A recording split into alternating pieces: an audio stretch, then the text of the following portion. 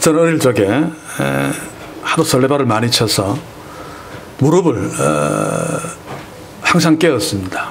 그래서 부모님들도 참 신기하다. 제 무릎은 성한 날이 없어. 이쪽 깨지면 이쪽 깨지고.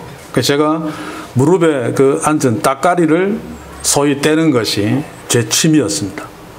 그런데 신기한 것이 있었습니다. 그때 무릎이 깨지면 어머니가 연고를 항상 발라주셨는데 거의 다 쓴 연고 같은데 또 뭐 며칠 있다가 또 깨지면 또 그 연고를 발라주는 또 약이 나오고 또 약이 나오고 신기했습니다. 약이 안 나올 텐데 계속해서 오랫동안 그 연고, 여러분도 그런 경험을 했죠. 제가 오늘 이 연고 이야기를 하는 것은 연고를 아껴 쓰자 이런 어떤 얘기를 하고 싶어서 그러는 것이 아니라 오늘 제가 설교를 시작하면서 이런 얘기를 하는 것은 나이 드신 부모님을 모신 젊은 사람들이나 또 나이 든 위치에 있는, 저도 거기에 포함되어 있습니다만은 우리 어른들은 내가 누구인가를 좀 바르게 이해할 필요가 있고, 또 젊은이들은 나이 드신 우리 부모님들, 어른들이 실제로 어떤 분인가를 좀 이해할 필요가 있는 것 같아서 이 얘기를 하고 있습니다. 우리 나이 드신 어른들에게는 또 힘을 주기 위한 거, 이게 진짜 효도겠죠. 이 다 쓴 것처럼 보이는 연고는 우리 같은 늙은이를 상징할 수 있습니다. 겉모양은 벌써 다 찌그러져 있죠. 그래서 이 젊은 연고보다 시간이 없는 것은 틀림없습니다. 빨리 사라지는 것은 틀림없습니다. 그러나 그럼에도 불구하고 제가 말했듯이 생각보다는 오래 씁니다. 그래서 우리 나이 드신 어른들, 나는 이제 얼마 남지 않았다라고 하는 생각 때문에 그 시간을 그냥 두고 그냥 보내지 않는, 비록 젊은이들보다는 시간이 짧지만 그래도 나에게는 아직 많은 시간이 남았다라는 사실을 기억하고 그 시간들을 어떻게 쓸 것인가를 계획하면서 쓰는, 그래서 행복해하는 그런 삶이 있었으면 좋겠습니다. 또 한 가지는 정말 중요한 건데, 아무리 다 찌그러지고 연고가 얼마 남지 않았다 할지라도 거기에서 나오는 연고의 약효는 이 새 연고의 약효와 똑같습니다. 이 사실을 나이 드신 분들이 잊지 말았으면 좋겠습니다. 나는 늙었으니까 이제 별 쓸모가 없어. 아닙니다. 물론 젊은이들처럼 오늘 찬양할 때 그 열정, 이것은 없습니다. 그리고 순발력이나 또 어떤 스피드, 이런 것은 많이 떨어져서 늙었기 때문에. 그러나 젊은이들이 알지 못하고 갖지 못한 경륜에서 나오는 노련미, 경험에서 나오는 노하우, 이런 것들이 나이 든 사람에게 있습니다. 그래서 스피드와 순발력을 대신할 수 있죠.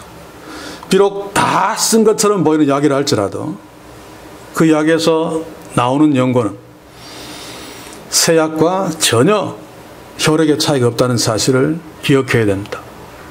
그래서 나는 늙어서 쓸모없어 라고 하는 생각은 바보 같은 생각이다, 그 말입니다.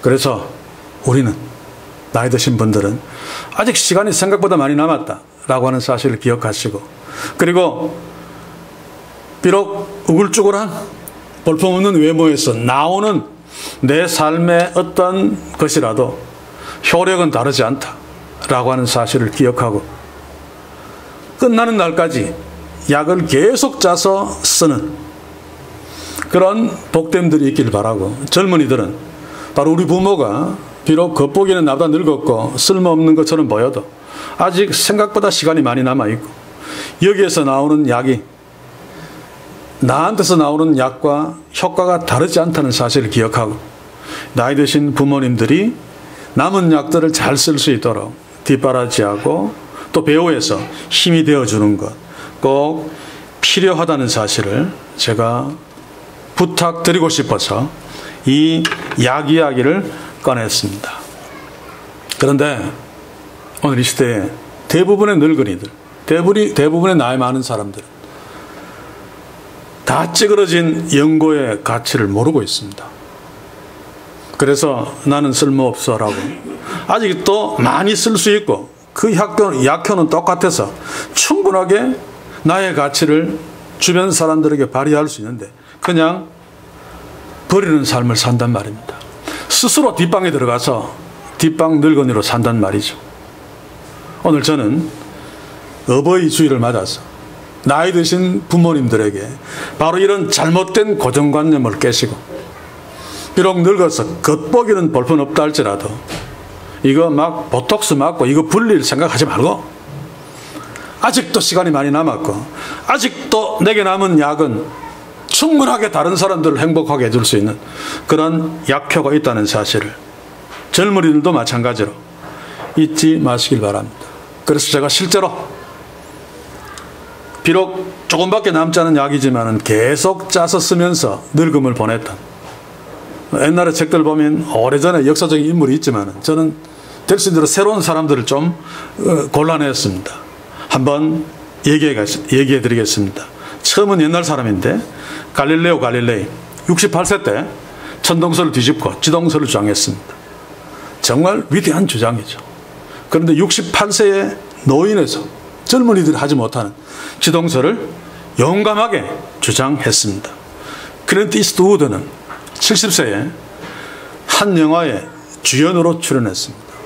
이것도 보통 힘든 일이 아니죠. 코코 샤넬 71세에 파리에서 의상실을 다시 개업했습니다. 72세에 전 미국 대통령 부시는 미국 대통령이 다시 재선되었습니다. 72세의 전 미국 대통령 부시는 스카이다이빙에 성공했다고 합니다. 그리고 로널드 레이건 대통령이 73세에 재선에 성공했죠. 그러면 그 사람이 미국 대통령, 세계의 대통령입니다. 그렇죠? 초선은 69세에 되었다는 말입니다. 그리고 우리가 잘 아는 윤여정 여사, 원래 74세에 아카데미 여우조연상을 받았습니다. 만델라 넬슨 75세 때 남아공화국의 대통령이 되었습니다. 조 바이든은 78세 미국 대통령이 되었죠. 또 프랑크 시나트라, 그가 마지막 리사이트를 젊은이도 하기 힘든 몇 시간짜리 리사이트를 79세에 했습니다. 그리고 제가 롤 모델로 삼고 있는 괴테, 파우스트, 인류가 생산해낸 문학 작품 중에 최고의 걸작을 꼽으라면 물론 다는 동의하지 않겠지만 대부분의 사람들이 파우스트를 꼽습니다. 괴테가 파우스트를 완성한 나이가 83세입니다. 그리고 피카소, 그는 91세 때 89세 때 자기의 자화상을 완성합니다. 그리고 같은 화가인 샤갈은 91세에 그의 마지막 작품을 발표합니다. 피터 드러거, 경제학자라고도 말할 수 있죠. 경영인인데 그는 93세에 경영학의 기둥을 세웠다고 합니다. 그리고 재미있는 것은 프랑스에 장 칼몽 할머니가 있다고 합니다. 저는 이것은 인터넷에서 찾았습니다. 100세에 자전거를 배워서 다시 자전거를 즐겼다고 합니다. 이 장 칼몽 할머니는 120세에 건강을 위해서 담배를 끊었다고 합니다. 그리고 121살에 CD를 발표했습니다. 타임즈 미스트리스, 번역하면 시간의 여주인, 자기가 시간의 여주인이라는 거죠. 그 노래를 발표하고 그 타이틀곡으로 CD를 발표했습니다. 그리고 123세에 돌아가셨다고 합니다.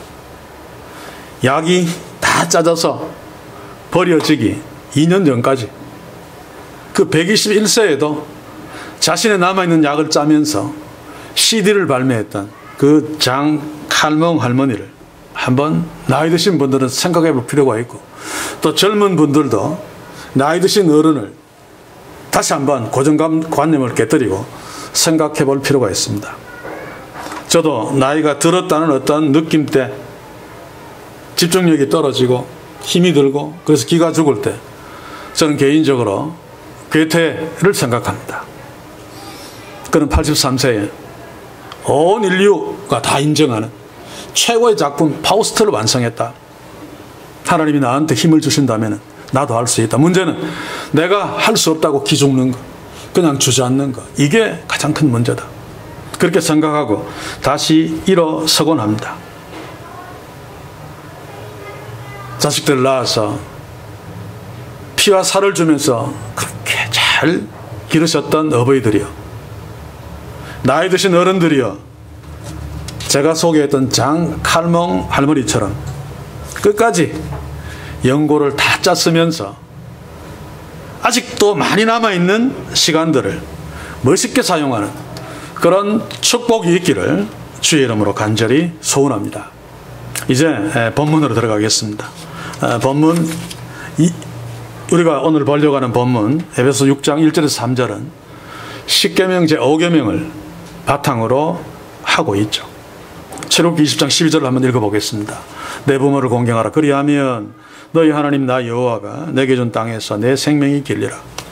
이 십계명 제5계명은 유대인들은 어떻게 이해했는가 하면, 이 계명은 사람들 사이에서 순종해야 될 계명이 아니라, 보통 우리는 1계명부터 4계명까지가 하나님께, 5계명부터 10계명까지가 인간에게죠. 그런데 유대인들은 이 5계명은 하나님께 대한 계명이다라고 이해했습니다. 왜냐하면 모세가 하나님께 두 돌판을 받아 내려올 적에 한쪽에 5개, 한쪽에 5개씩 기록되어졌다고 생각했기 때문이죠. 저는 물론 그렇게 생각 안 합니다만, 어떻게 기록된지 아무도 모릅니다. 그렇죠? 그래서 저는 왼쪽에 제목이 있고 4계명 오른쪽에 5계명부터 6계명까지 있지 않겠는가. 그래서 인간의 계명, 하나님의 계명인데, 유대인들은 딱 2분의1로 나누어서 제5계명이 하나님의 계명 400 밑에 있다. 그래서 이 부모 공경은 그냥 단순히 인간 사이에서 서로 사랑하고 도적질하지 말고 살인하지 이런 차원이 아니라, 하나님께 대해서 하나님을 공경하고 하나님을 높이는 차원의 계명이다라고 이해하고 있습니다. 아무튼 이 계명이 이쪽에 붙어있던 상관없이 제5계명은 인간에 대한 계명 중에 가장 무거운, 가장 중요한 계명인 것만은 틀림없습니다. 그래서 바울도 오늘 2절을 한번 읽어보겠습니다. 내 아버지 어머니를 공경하라. 이것이 약속 있는 첫 계명이니, 첫 계명이라고 말하고 있습니다. 물론 여기서 첫 계명이라는 것은 5계명부터 10계명까지 인간에 대한 계명 중에 첫 번째 5계명이 부모 공경이다라고 하는 의미도 있지만, 더 중요한 것은 이들 계명 중에 가장 중요한 계명이 5계명이야라고 하는 것입니다. 그리고 이 계명이 우리 인간에게 또 한 가지 중요한 이유는, 가장 중요하기 때문에 중요한데 또 한 가지 중요한 이유는, 하나님께서 이 계명에 유일하게 약속을 붙이셨단 말입니다. 그래서 바울도 약속 있는 첫 계명이다 라고 말하고 있죠. 출애굽기 20장 12절과 에베소 6장 3절을 같이 한번 읽어보겠습니다.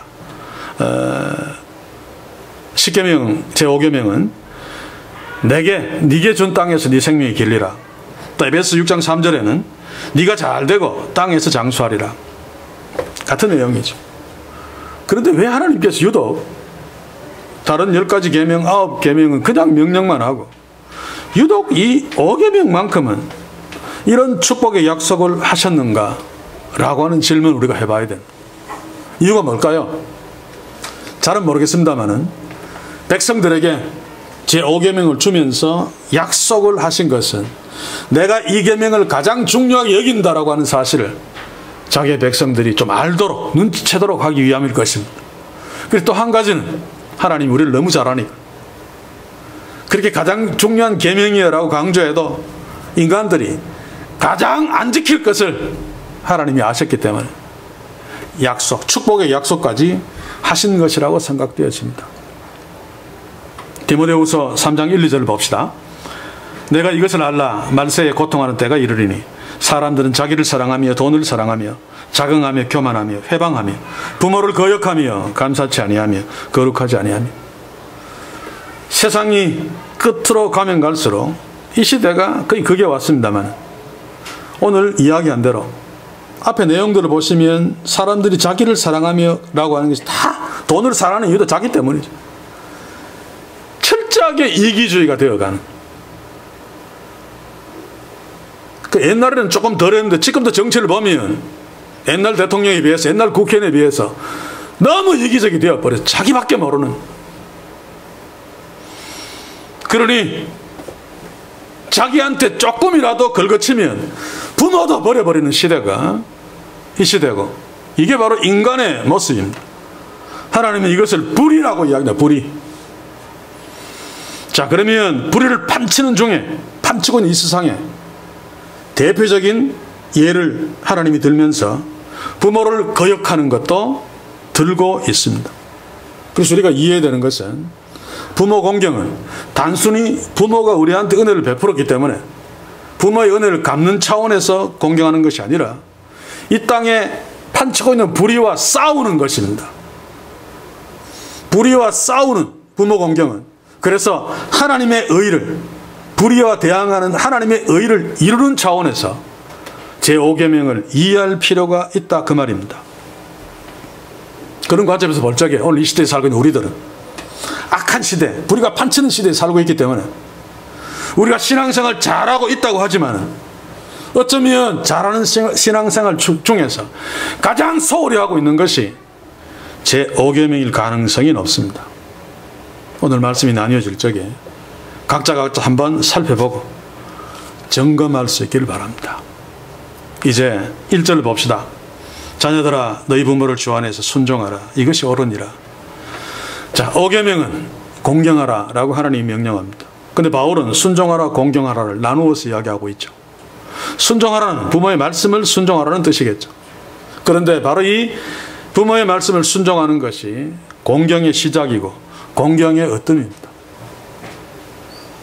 어떤 사람들은 부모에게 금방석 깔아주고 요즘 막 유행하는 수백만 원짜리 안마 침대 사주고 이러면서 내가 부모에게 효도했다고 생각합니다. 그 효도 맞습니다. 그런데 부모 말씀을 듣지 않으면 그것은 효도가 아니라 부모를 욕보이는 것입니다. 우리가 하나님을 경외한다고 하면서 하나님의 말씀을 듣지도 않고 순종도 하지 않으면 하나님을 경외한다는 것은 사기고 위선이죠. 마찬가지로 부모를 공경하는 자라면 가장 먼저 부모의 말씀을 잘 듣고 순종하는 자가 되어야 됩니다. 그래서 바울은 먼저 부모를 공경하라는 말을 해석해서 부모를 순종하라라고 먼저 제시하고 있어요. 왜냐하면 그 시대의 사람들도 부모에게 잘해주는 사람들은 많았지만 부모 말씀을 제대로 듣고 순종하는 사람들이 아마 잘 없었기 때문에 이렇게 말한 것 같습니다. 부모를 순종하는 것, 이것이 옳다라고 이야기하죠. 헬라어로 디카이온인데 디카이오스 많이 들었죠. 하나님의 의로움, 의를 이야기할 때 디카이오스라는 말을 씁니다. 그래서 부모를 공경하는 것이 바울이 옳다고 하는 것은 그냥 옳은 것, 그냥 잘한 것. 우리말이나 영어에는 그렇게 표현할 수밖에 없죠. 영어 성경에 보니까 right로 그냥 썼어요. 그런데 헬라어에서 디카이온은 하나님의 관점에서 의로운 것입니다. 그래서 우리가 부모를 공경하는 것은 하나님의 의로운 일을 하는 것이고, 부모를 공경하지 않고 멸시하는 것은 하나님의 의로운 일을 멸시하는 것입니다. 이거 잊지 말아야 됩니다. 세상 사람들이 이거 모르죠. 그냥 단순히 부모가 나를 낳아주시고 길러주시고 기저귀 갈아주고 그래서 부모의 은혜에 감사해서 공경한다 라고 하는 차원인데, 우리 그리스도인들은 부모를 공경하는 것이 하나님의 의를 이루는 것이고 세상의 불의와 싸우는 것임을, 그 차원임을 잊지 말고 오늘 말씀을 계속 주목하기를 원합니다.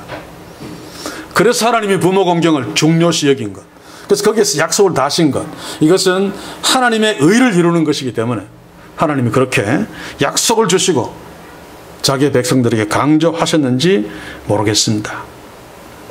그래서 오늘 이 시대에도 목회자들이 가장 말하기 좋겠죠. 유명한 목회자들, 주를 위해서 일을 많이 하고, 그렇다 할지라도 부모를 소홀히 여긴다면 그런 사람들 많습니다. 소홀히 한다면 목회 핑계대고 그 사람은 위선자입니다. 부모 공경이 하나님의 의를 이루는 것인데 그거 제쳐놓고 다른 것 가지고 주의를 한다는 거, 그거 사기죠, 사기. 우리도 마찬가지입니다. 우리의 신앙생활이 아무리 신실하고 내가 아무리 구제 많이 하고 교회에서 아무리 봉사 많이 해도 하나님이 명령하신 부모 공경 이거 소홀히 한다면 그 신앙 행위는 다 위선입니다. 하나님 받지 않습니다.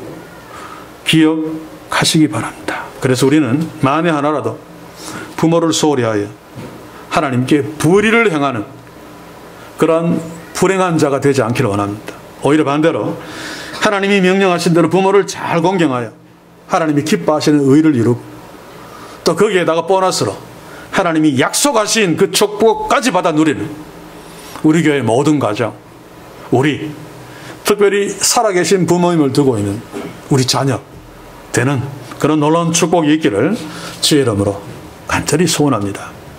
이제 2절을 다시 봅시다. 내 아버지 어머니를 공경하라. 이것이 약속 있는 첫 계명이니 공경하라 라고 하는 말은 문자적으로 무겁게 여겨라. 다르게 이야기하면 큰 가치를 두라 라고 하는 말입니다. 쉽게 이야기하면 하나님은 우리에게 너희 부모, 내가 너에게 준 부모는 큰 가치가 있다. 그러니까 큰 가치 있게 대우해라. 무겁게 여겨라. 공경하라 라고 하는 것입니다. 왜 사람들이 부모를 소홀히 여깁니까?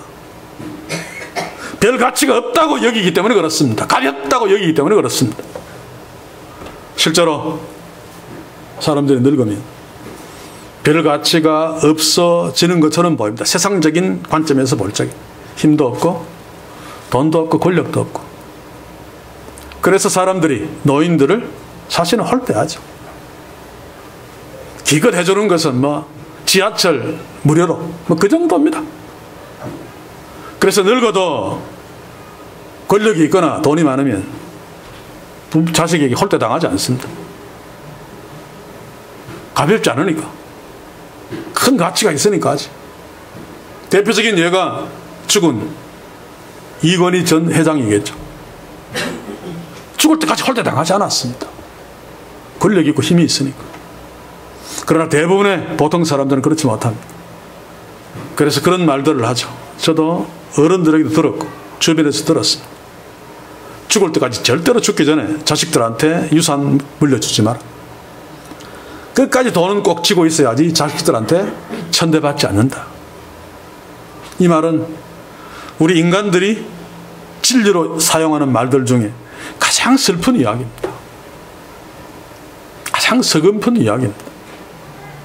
사람들이 얼마나 악해졌으면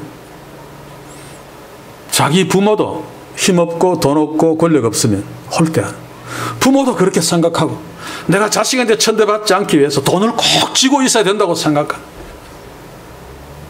그것은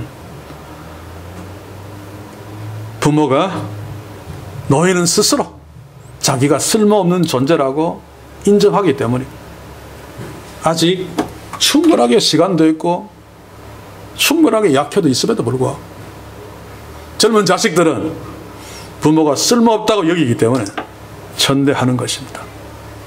그래서 하나님은 아니다.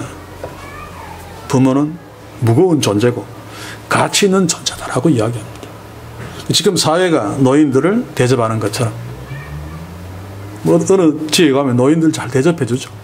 조금 전에 이야기했듯이 뭐 50% 할인도 해주고 또 맛있는 음식도 챙겨주고. 그러나 이것은 공경이 아닙니다. 노인들을 무겁게 여기거나 큰 가치가 있어서 그런 것이 아니죠. 오히려 정반대이기 때문에 불쌍해서 밥도 주고 가슴에 꽃도 달아주는 것입니다. 하나님은 우리에게 자기의 부모에게 이러지 말라라고 이야기합니다. 비록 세속적인 관점에서는 우리 부모가 늙었고 힘없고 그래서 별 볼 일 없는 것처럼 보여도 하나님은 아니라고 이야기합니다.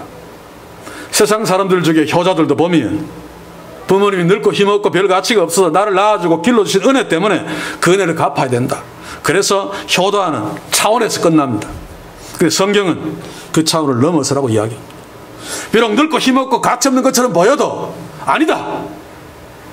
충분하게 가치가 있고 충분하게 무거운 분이기 때문에 충분하게 무겁게 대우하고 가치 있는 자로 여기면서 봉양해라 라고 지금 하나님은 주의 자녀들에게 명령하고 있습니다. 다시 한번 이야기합니다. 우리 부모들 생각보다 오래가고 부모들에게서 나오는 연고가 우리에게서 나오는 것과 다르지 않게 효과가 있습니다. 그래서 하나님이 명령한 대로 부모를 무겁게 여기고 가치 있게 여기고 공경해야 됩니다. 별 볼 일 없는데 나한테 은혜를 베푸시니까 은혜를 갚는다는 차원이 아니라 저는 그 부분에서 실패했습니다. 그래서 지금도 후회를 합니다. 어릴 적에 크면서는 아버지가 대단한 존재로 여겼습니다. 근데 어느 날 보니까 뭐 교회 준다고 그러다 돈도 다 날려 한 푼도 없고 늙었고 병들었고 내가 오히려 생활을 대주고 해야 되니까 세상적인 관점에서 볼 적에는 별 가치가 없는, 그러나 부모님이기 때문에 저는 열심히 효도한다고 했지만, 그러나 성경이 말하는 대로 부모님이 정말로 무거운 가치가 있고 진짜 큰 가치가 있기 때문에 복양하지 않았단 말입니다. 그냥 단순히 부모이기 때문에. 또 한쪽 구석에서는 불쌍한 마음이 들어서 옛날에 그래 떵떵거리고 그랬는데 힘없이 이렇게 있는 거 보니까 참 인생이 참 안 됐어요. 인생이 다 그렇습니다만. 그런데 성경은 세상이 다 그렇게 불쌍히 여겨도 자식만큼 공경하라, 무겁게 여기고 큰 가치가 있다고 여기고 그렇게 대우하라고 명령하고 있습니다. 사랑하는 성도 여러분, 이제 우리는 부모를 공경하는 차원을 바꿔야 됩니다. 부모를 공경하는 것은 하나님의 의를 이루는 것이고 세상의 불의와 싸우는 것이고, 또 한 가지 중요한 것은 부모를 공경하되 그냥 은혜를 갚는다는 차원이 아니라 진짜 큰 가치가 있기 때문에 지금도 무거운 분이시기 때문에 나에게 그 무거움에 걸맞게 공경해야 된다, 그 말입니다. 저는 부모님이 돌아가시고 난 뒤에 알았습니다. 살아계실 적에는 나한테 큰 도움이 되지 않고 나한테 그렇게 무거운 존재, 가치 있는 존재인 줄 몰랐는데 돌아가시고 난 뒤에 부모님이 딱 돌아가시고 부모님의 관 앞에 섰을 적에, 죽음을 확실하게 확인했을 적에 저는 제 위에 있는 제 하늘이 무너져 내렸습니다. 그전에는 몰랐습니다. 우리 부모님이, 우리 아버지가 내 인생에 내 하늘이라는 사실을 몰랐습니다. 돌아가시고 나니까 하늘이 확 무너져 내리는 것을 보고, 아, 아버지는 내가 별 가치 없게 생각했지만 내 인생에서 나의 하늘 같은 존재였구나, 하늘같이 무거운 존재였고 하늘같이 가치 있는 존재였구나. 그때 비로소 깨달았습니다만 그러나 소용없습니다. 지금 저에게는 그 하늘이 없기 때문에 하늘을 하늘로 여기면서 하늘로 대우할 수 있는 기회는 놓쳐버렸습니다. 바로 이 5계명이 바로 그렇죠. 다른 계명들은 아무리 개판치다도 마지막에 회개하고 돌이켜서 다 순종할 수 있지만 제 5계명은 시간이 지나가면 아무리 후회하고 회개하고 돌이켜도 순종할 수 없는 계명이 바로 5계명입니다. 사랑하는 성도 여러분, 저처럼 후회하지 마시고 늙고 별 볼 일 없는 것처럼 보이는 우리 부모님들, 하나님이 말씀하신 대로 무겁습니다. 나에게는 진짜로 큰 가치가 있는 분이십니다. 그렇게 여기고 은혜를 갚는다는 차원에서가 아니라 진짜로 복양할 만한 큰 분, 복양해야 마땅한 가치 있는 분으로 복양하시고 공경하시고 순종하시기를 주의 이름으로 간절히 소원합니다. 이제 3절을 봅시다. 이는 네가 잘되고 땅에서 장수하리라. 네가 잘되고 땅에서 장수하리라 라고 하는 말은 구약적인 차원의 복입니다. 고대 사람들은 이게 가장 큰 복으로 여겼습니다.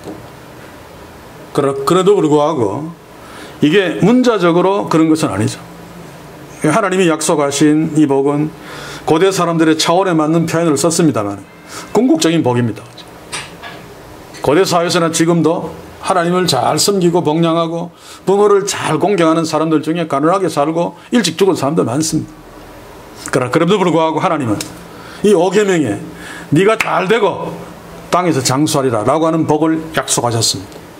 그래서 어떤 방식으로든지 간에 이 계명을 하나님의 명령대로 잘 지키는 자는 하나님께서 반드시 잘 되고 장수하는 복을 주실 것입니다.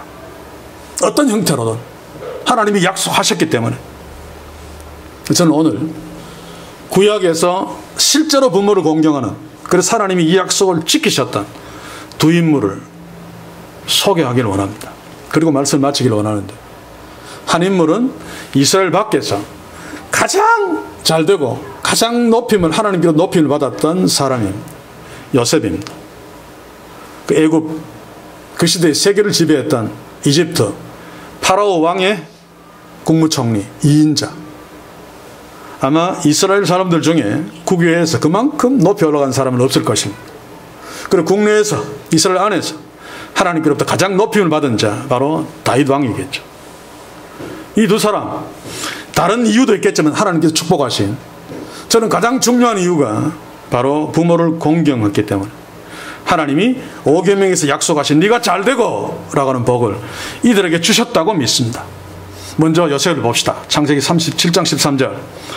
이스라엘이, 야곱이죠, 그죠? 야곱이 요셉에게 이르되 네 형들이 세겜에서 양을 치지 아니하느냐, 너를 그들에게 보내리니 요셉이 아비에게 대답하되, 보내리라, 아비에게 대답하되 내가 그러하겠나요. 그들 형들이 세겜 와서 양을 치고 있습니다. 세겜은 이전에 야곱의 형들이 세겜의 남자들을 다 죽여버린 동네죠. 그래서 어쩌면 굉장히 위험할 수 있습니다. 그래서 야곱이 걱정되어서 요셉으로 하여금 세겜에 좀 가서 형들이 잘 있나 보라라고 명령했습니다. 굉장히 먼 길이지만 요셉은 갔습니다. 세겜까지. 가니까 형들이 없습니다. 그러면 돌아오면 됩니다. 세겜에 가서 형들을 만나보러 갔는데, 가니까 세겜에 형들이 없읍시다. 그러면 됩니다. 근데 요셉은 그렇게 하지 않았습니다. 창세기 3장 17절 한번 읽어볼게요. 그 사람이 가로되, 세겜에 가서 형들이 없으니까 거기 있는 사람한테 물어보니까 그 사람이 너희 형들, 그들이 여기서 떠났다. 내가 그들의 말을 들으니까 도단으로 가자 하더라. 그러니 요셉이 형들의 뒤를 따라서 도단에서 그들을 만나요. 그 먼 도단까지 끝까지 갔습니다. 요셉은 압니다. 형이 자기를 굉장히 싫어하는 거. 가서 형을 만나면 형이 자기를 잘 기뻐하지 아니하고 천대할 것 잘 알았습니다. 그래도 도단까지 갔습니다. 왜입니까? 세겜까지 가라고 했는데 가서 없으면 돌아오면 되는데, 요셉은 아버지 야곱을 무겁게 여겼기 때문에, 굉장히 큰 가치를 여겼기 때문에 그 심부름을 굉장히 무겁게 여겼습니다. 세겜까지 갔다 오는 것은 겉보기 순종입니다. 도단까지 간 것은 아버지의, 그 무거운 아버지의 뜻을 안 거죠. 장소 세계의 문제가 아니라 형들의 안부를 아는 것, 이게 아버지의 뜻인 줄 알았어요. 끝까지 도단까지 가서 아버지의 그 명령에 순종했습니다. 거기서 형들의 그 나쁜 짓으로 애굽으로 노예로 팔려갑니다만, 세상 사람들은 이것을 보고 요셉이 바보짓을 했다, 운이 참 나빴다라고 말할 것입니다. 그게 세상의 한계입니다. 그러나 하나님은 이 터닝 포인트를 통해서 요셉을 세계에서 가장 높이셨습니다. 요셉이 애굽으로 가야지 바로왕을 만나고, 바로왕을 만나야지 국무총리가 될 수 있습니다. 하나님은 요셉이 아버지 야곱을 무겁게 여기고 공경하는 그 순종을 통해서 하나님이 원래 뜻하셨던 대로 요셉을 애국까지 보내셔서 수많은 고통의 과정은 있었지만 끝내 세계에서 2인자로 높이시고 하나님의 구원 계획에 동참하는 그런 놀라운 축복을 주셨습니다. 저는 믿습니다. 하나님이 요셉을 잘되게 하신 것은 오계명에서 약속하신 그 약속을 하나님이 요셉에게 지키신 것이라고 믿습니다. 또 국내에서 가장 잘된 다윗을 봅시다. 사무엘상 17장 17절 18절. 이새가 그의 아들 다윗에게 이르되 네 형들을 위하여 이 볶은 곡식 한 에바와 이 떡 10덩이를 가지고 진으로 속히 가서 내 형들에게 주고 이 치즈 10덩이를 가져다가 그들의 천부장에게 주고 네 형들의 안부를 살피고 증표를 가져오라. 요셉처럼 공교롭게도 다윗도 아버지 이새에게 한 심부름을 명령받습니다. 그것은 전쟁터에 나가라는 것입니다. 어쩌면 요셉보다 훨씬 더 어려운 명령이죠. 그때 블레셋과 전쟁이 일어나서 사울이 왕일 텐데 다윗의 7병 중에 3명이 전쟁터에 나갔습니다. 그런데 이새가 막내 아들 다윗 보고 이 볶은 콩하고 이런 거 가지고 가서 천부장에 뇌물도 주고 형이 잘 있나 보고 형이 잘 있나 정표를 가져오라. 옷자락이나 이런 거 갖고 오라. 참 제가 보다 참 너무합니다. 왜냐하면 전쟁에 나가지 않은 위에 형들이 4명이나 있는데 가장 막내 그 어린 기껏해야 10대 한 중후반 정도밖에 안 되는 그런 것을 보면 이새는 다윗을 처음부터 싫어했던 것 같습니다. 편애했던 것 같습니다. 사무엘이 왕으로 기름 붓겠다고 이새에게 아들들 다 데려오라 그랬는데 다윗은 제껴나와 버렸습니다. 그렇죠? 이새가 다윗을 정말로 사랑했다면 다윗까지도 데려왔겠죠. 근데 끝내 사무엘이 다윗의 기름을 부으니까 성경은 그것을 기록하고 있지 않지만 아마 이새는 그것 때문에 다윗을 더 미워했을 것이라고 생각합니다. 맏아들에게 기름 부어야 되는데 그런 생각을 했을지 몰라요. 그래서 미워서 후에 내 형들은 그래도 더 사랑스러우니까 별 볼 없이 여겼던 다윗을 그 위험한 전쟁터에 보냈던 것 같습니다.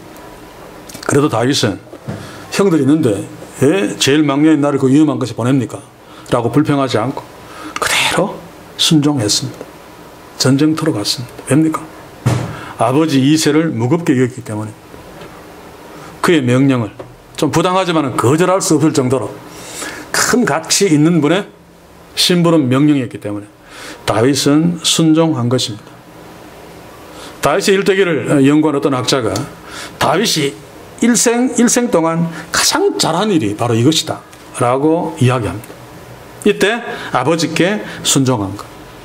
만약에 순종하지 않았다면 다윗은 골리앗도 만나지 못했을 것이고 골리앗과 싸울 일도 없었을 것이고 골리앗을 이기는 일도 없었을 것이고 이스라엘의 영웅이 되는 일도 없었을 것이고 그렇다면 이스라엘의 왕이 되지도 못했을 것이다. 물론 하나님의 뜻이 있으면 다른 방식으로 했겠습니다만 일리가 있는 말이죠. 어쨌든 요셉이나 다윗이나 정말 힘든 명령인데도 아버지가 명령해서 하셨으므로 그 아버지를 공경했기 때문에 그 명령에 순종했고 하나님은 5계명의 약속한 대로 네가 잘되고 라고 하는 축복을 다윗과 요셉에게 주신 것입니다. 사랑하는 성도 여러분, 우리도 다윗과 요셉처럼 세상 사람들이 부모에게 효도하는 효제에 세우는 그런 차원이 아니라 정말로 공경하는, 다시 한번 보십시오. 나중에 지금까지 착각했다면 다시 한번 보십시오. 부모님은 나한테 진짜로 무거운 분이십니다. 하늘입니다. 진짜로 가치 있는 분이십니다. 그런데 그 가치에 걸맞게, 그 무게에 걸맞게 나는 부모를 그렇게 대우하며 공경했는가 한번 질문해 보시고 지금부터라도 우리가 하나님이 원하시는 대로 진짜 부모를 무겁게 여기고 공경하고 순종함으로 하나님이 약속하신 네가 잘되고 라고 하는 복을 요셉과 다윗과 마찬가지로 우리의 자녀들이 우리가 누리는 축복이 있기를 주의 이름으로 간절히 소원합니다. 이제 결론은 이 말씀들을 정리하지 않고 제가 끌적거렸던 글 하나를 소개하고 특별히 살아계신 부모님을 둔 자녀들에게 한 가지 부탁을 하면서 말씀을 마칠까 합니다. 저처럼 후회하지 않도록. 작년 11월 달입니다. 제가 아버지를 생각하고 글을 끌 적인 것이, 왜냐하면 저희 부친이 11월 1일 날 소천하셨기 때문입니다. 제 하늘이 무너진 날이죠. 그래서 1년 뒤에 하나님이 저를 위로하시고 저를 슬픔에서 벗어나게 하기 위해서 1년 뒤에 11월 1일 날 사랑하는 딸 희림이를 주셨습니다만, 그래도 11월 1일은 기쁘지만 후회가 되고 슬프기도 합니다. 희비가 교차하는 날입니다. 교차하는 달입니다. 그래서 아버지를 생각하며 아버지가 보고 싶어서 노트에 끌적거린 거를 지난 4월 달에 그냥 대강 정리를 했습니다. 시 같은 시는 아니지만 조금 부끄럽습니다만 소개하겠습니다. 들어보십시오. 욕실에 아버지가 계신다. 욕실에 들어가면 아버지는 언제나 거울 속으로 들어가 버리신다. 거울 속에서 아버지는 말없이 나를 쳐다보신다. 그래도 꼴에 아들이라고 보고 싶으셨나 보다. 나는 아버지를 참 많이 닮았다. 저는 다른 사람들보다 움직이는 제 모습을 볼 수 있는 기회가 훨씬 많습니다. 설교가 동영상으로 나가기 때문에 저는 거울은 잘 보지 않습니다. 그리고 제 설교 동영상도 잘 보지 않습니다. 그러나 어떨 때는 모니터링 해야 될 때가 있기 때문에 제 설교에 대해서 좀 의심이 가거나 또는 제가 위로를 받고 힘을 얻어야 될 때 설교의 제목들을 보고 그런 적당한 말씀을 해서 제 설교를 제가 들으면서 하나님의 말씀으로 들으면서 은혜를 받을 때가 있습니다. 그때마다 한 번씩 깜짝깜짝 놀라는 것이 제 표정이나 말투나 이런 제스처가 아버지를 보는 것처럼 똑같을 때가 있어서 한 번씩 소스라치게 놀라곤 합니다. 그래서 그런 결심도 합니다.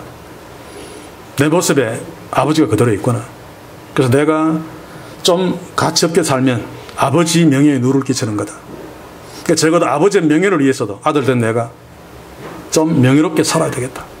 이런 생각도 한 번씩 합니다만 그래서 욕실에 들어가도 거울은 잘 안 봅니다. 늙은 내 모습이 별로 유쾌하지 않아서.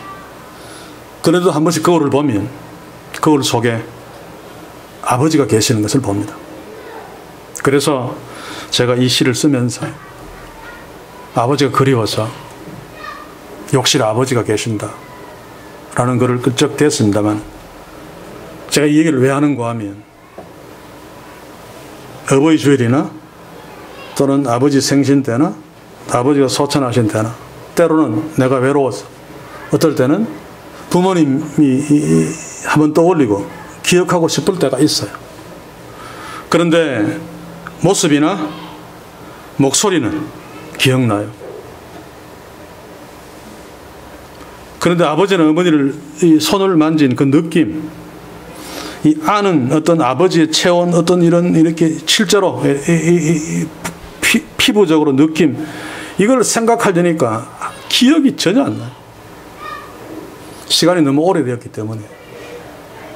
제가 부모한테 안긴 기억은 나요, 국민학교 때. 그런데 그 안긴 느낌은 아무리 떠올려도 안 나요.